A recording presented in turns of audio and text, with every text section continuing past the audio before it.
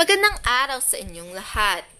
Tinapos na ni Nadia Montenegro ang issue tungkol sa pagkakaroon niya ng anak kay Baron Gessler sa pangalawang yugto ng eksklusibong panayam sa kanya ni Julius Babaw sa YouTube channel na Broadcaster ay ni minsan ay hindi binanggit ni Nadia ang pangalan ni Baron.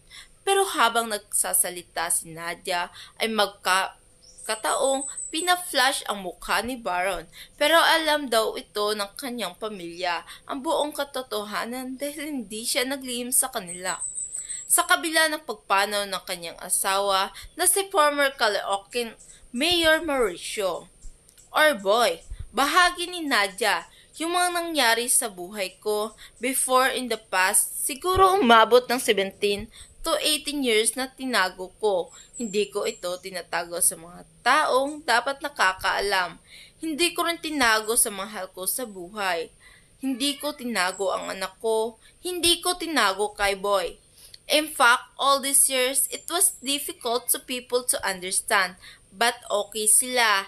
Bakit matagal na sila ni Boy? Bakit sila okay na mga anak nito kung may ganito? Common sense guys. Sa tingin nyo hindi ko inayos ito. Tingin nyo hindi ko plinano ito. Tingin nyo hindi ko problema ito. Dagdag ng aktres. Buhay ko ito. Buhay ng anak ko. Pangalan ng asawa ko. Pangalan ko. But I don't think I own anyone to explanations kung ano man ang ginawa ko sa buhay.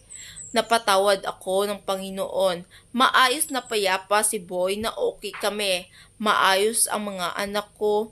Sa pagkakaintindi ko, wala akong pinagsisinungalingan sa pamilya ko. Hanggang dito na lamang. Maraming salamat sa panonood.